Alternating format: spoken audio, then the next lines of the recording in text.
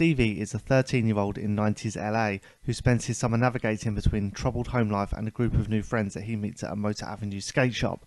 Written and directed by Jonah Hill, this is Mid90s. I'm Ruben. Stevie. How long you been friends with those guys? Couple months. They're really cool. They're so cute. You think you're pretty cool. You good? Your ghetto ass friends. You're just a little kid. You alright? That's why we ride a piece of wood. What that does to somebody's spirit. So cool.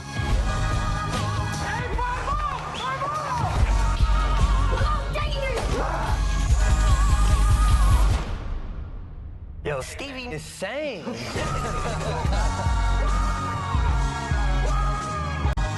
So that was the trailer for Mid90s, and joining us to review it is friend of the show, Anna. Welcome back. Hi, Liv. Hi. Thanks for having me back. Thank you. So I haven't seen it. You have. So tell me what it's about. So Mid90s is actor Jonah Hill's directorial debut, but he's actually not just satisfied with directing. He's a bit of an overachiever, so he also writes and produces the film. So without too many spoilers, so just an overview, the film is set in LA, unsurprisingly, during the mid-90s, and it's centered around 13-year-old Stevie, who's played by Sonny Suljic, who was last seen by most people, I would imagine, in the uncomfortably brilliant The Killing of a Sacred Deer from Yorgos Lanthimos. And 13-year-old Stevie, finds himself in awe of an older group of skaters that he meets in the local skate shop. And he's really eager to kind of join the cool gang and join their crew. He's got quite an unsatisfactory life at home, no father figure, an abusive older brother played by Lucas Hedges, and the film really follows Stevie and that skate gang around LA as they, drink, skate, smoke, party, and generally act like teenagers and kind of create their own family unit. So how 90s is this film? Because I'm a 90s kid and I really want to watch it because I just want to be taken back to my childhood. Is it like 90s, like realistic 90s, or is it like proper throwback? You're just going to love thinking about the 90s kind of film. So there's the more serious answer, which is that the film's shot entirely in Academy ratio. So instead of widescreen, which is in layman's terms is, it's a square frame that's kind of reminiscent of the old television boxes. Yep. And also the cast is primarily made up of non-actors. So that kind of gives it quite a strong sense of authenticity from the friendships to the skating community. So it feels like it's a film that was made in the 90s rather than just being a pure nostalgic period piece. But on the flip side of that, with the nostalgia element, the film is littered with 90s pop culture references, from Teenage Mutant Ninja Turtles bedding to Blockbuster Video.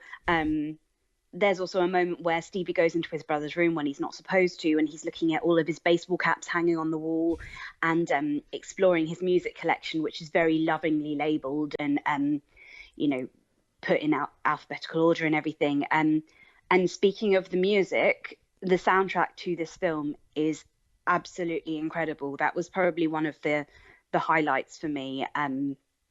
There's everything from The Far Side's Passing Me By to Seal's Kiss from a Rose, and then you've got tracks from A Tribe Called Quest, Pixies, Misfits, Nirvana. The list goes on. It's amazing. It's one of those soundtracks that as soon as I'd finished watching the film, kind of along with Captain Marvel, actually, I made sure that I got that playlist up on my computer, and I've been listening to it ever since. It's brilliant. Please tell me there's a boombox in the film.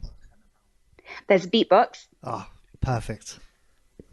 Yeah, I think there's a boombox. Yeah, I'm trying to remember whether the music is diegetic or non-diegetic. I would imagine there are so many scenes in the skate park that there must be. I saw the film a little while ago now, but yeah, I think that I'm pretty sure Stevie's got one, or he steals one at some point from his brother. It's interesting you said about the cast are predominantly non-actors, because when you have actors who then go into directing, they tend to star in their own films as well. It's almost like they find it easier to just direct themselves because they know exactly what they want. But Jonah Hill hasn't done that. So how does that compare against stuff like A Star Is Born, for instance? So I mean, I think what Jonah Hill's done here. So for full disclosure, I grew up in skate parks, or makeshift versions of skate parks, so usually car parks. So this film really resonated with me, and Jonah Hill was born around a similar time to me. So he was born in 1983, which would make him around the same age as the lead character. So it really shows, and he clearly loves this era. This is his childhood. It's very much his love letter to the 90s. And kind of also in partnership with that, there seems to be an influx of skateboarding films in the past 6 months or so anyway. So there's been Minding the Gap, which came out recently, which was one of the Oscar nominated documentaries. Yep. And there was also Crystal Mazel's Skate Kitchen. So both of those films, obviously the documentary, but also Skate Kitchen, used people that were actual skaters. And I think that lends itself to the authenticity that you get by using non-actors, because it is such a kind of community and kind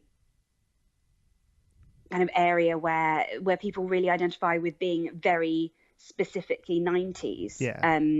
In terms of, you think back to films like Clueless and like the skater culture, and then Skate Kitchen is female centered rather than male centered, and it's more in the recent years, whereas this is obviously a look back into the past. And it's quite, the three of them together make quite a nice trilogy. And I think that with Jonah Hill, I think one of the advantages of the film is that he has taken a step back from this, because he realizes that he doesn't fit into the storyline. It would make absolutely no sense with him being in it, particularly as Stevie is without a father figure. So if you were to insert someone that Jonah Hill could play, it would be that father figure type, I imagine, and then kind of negates the fact that he's looking for that identity somewhere else. Yeah.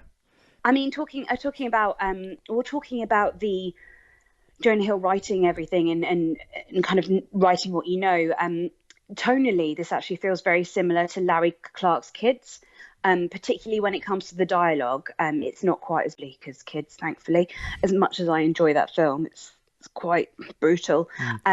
But Kids was written by Harmony Korine, and Jonah Hill's actually just finished working on him with the upcoming release of The Beach Bum. Yep. So there's some kind of symmetry there, and the thematic similarities are evident. So he obviously, it feels like he's been very clearly inspired by the writing of Harmony Korine. But there are also nods to Son of Rambo, Boyhood, and particularly Shane Meadows' This Is England, which Hill has actually cited as one of his other direct inspirations. And it does feel like a really worthy addition to the coming of age genre. I know that it's not been universally loved, but most people that I've spoken to and reviews that I've listened to have been mainly positive. And I think, it's very easy for people to be a bit sniffy when it comes to an actor turned director, which I don't think is fair. But also the fact that it is Jonah Hill, people need to realize that and remember that this is an indie film, and this is his first, crack at being a director, and what he's managed to achieve is incredible. I think it's really impressive, and actually it will be interesting to see what he does maybe when he's not so close to the subject matter, and it's maybe looking at things from a different angle, whereas this is obviously, as I said, it's a bit of a love letter. And an ode to the 90s. So I'm really excited to see what he does next, to be honest. It's a difficult second film, because the first one you can kind of do what you know, and then the challenge begins once you've kind of once you've proven that you know the basics. Then doing something with that is when he's going to get really judged. But we were talking before the recording about the film not really having a very big release, and I was wondering, you touched on Clueless and that, and I was thinking, on the one hand, we love films that are from, say, the 90s, that are very 90s, like Clueless, because it takes us back. We love films that pay tribute to the 90s, but are still made very much as a today film. But where you said that Mid90s feels very much like it was intended to feel like it was made in the 90s, is that going to struggle to hit with audiences today? I don't think so. I think that I think there are very universal themes in the sense of the coming of age and the growing up and, you know, what it is to be a teenager. There are a couple of problematic elements in the film that maybe might be a bit jarring considering where we are today. So similar to Harmony Korine's writing, there's a bit of casual use of racial slurs. There are a couple of moments of there isn't a lot of this, so when I'm saying it might sound a bit more concerning than it is, but there are a couple of moments of self-harm that are unaddressed, and there's also a sex scene that feels a bit like the deflowering scene in Almost Famous Gone Wrong, although I think that could be firstly a nod to This Is England, again with Hill citing that film as a direct inspiration, but also the film is very light on plot, so I think that's kind of the point, and how Hill really gets away with the lack of commentary on those issues. Teenagers do spend most of their time just hanging out, drinking, listening to music, having sexual encounters, whether that was in the 80s, the 90s, or the noughties. Yes, the way that people are represented in the films, and you know, maybe things like, you know, the use of racial slurs and sexual politics, there are going to be some areas that have differed since then, but yeah. I think generally, if you're a teenager, you can still watch this film and relate to it.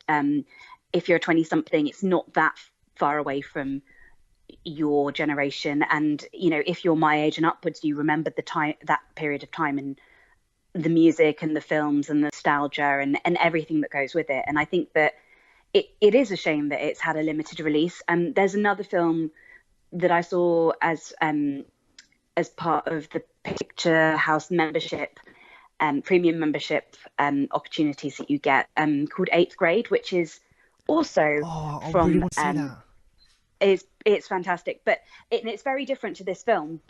And personally, I liked it ever so slightly more, but that's probably because it's from a female perspective rather than a male perspective. But again, it's looking at a different way of being a small. It's an indie release. It's going to be quite a small release, but it's a really nuanced, beautifully played film about kind of coming of age, and it is very different in theme to Mid90s, but there are lots of similarities in the way that you are following this teenager around at a similar age in their lives, and just kind of everything that comes with it. But yeah, I think it's a shame that films like that, I mean, I don't know with 8th Grade, but I imagine it's probably going to get quite a limited release as well, because I think it's A24 as well. I think they're both A24. Yeah. So yeah, it's a shame, but I guess there might also be an element of counter programming with some of these films coming out around Easter holidays and around the big Avengers release. Yeah, like no one wants to clash their release with the Avengers, right? Because who else is going to see anything else this weekend but Avengers? Well, exactly. And I think that for those people that don't want to watch a superhero film, you know, go and see 8th Grade, go and see Mid90s, and they are both different angles of the teenage journey and everything that comes with it, good and bad. And I really enjoy both of them. Sorry, I started talking about 8th Grade as well, but I really enjoyed both of them. And I think that I know that they're not always easy films to find, and I think Mid90s wasn't actually in the top 10 this weekend because it was only released on limited screens. So if there is the opportunity to go and see this film at a cinema near you, or if, you know, sometimes cinemas, there are places where you can watch films after they've been released, like the Prince Charles Cinema or movie clubs near people's homes. If there's the opportunity to go and see this, I would definitely recommend it. Yeah, well, I think if we've learned anything today, it's that we need more independent cinemas in the UK, for one thing. We do. But let's wrap up Mid90s. What is your verdict? Buy, borrow, or bin? 100% buy. For me, I mean, I've said that I grew up in skate parks, hanging around with my friends, but I'm not a very good skater. But for me, this film is just pure joy, and the characters feel really believable. I'm really excited about seeing Jonah Hill do more, even though the second film is tricky. And I also hadn't mentioned there's a standout performance from, I'm probably going to mispronounce his name, Nickel Smith, who is kind of the leader of the skate gang and becomes somewhat of a mentor, older brother stand-in for Stevie. And he is a really exciting discovery, kind of in the same vein as Sasha Lane from American Honey was. So I'm really excited to see what they both end up doing.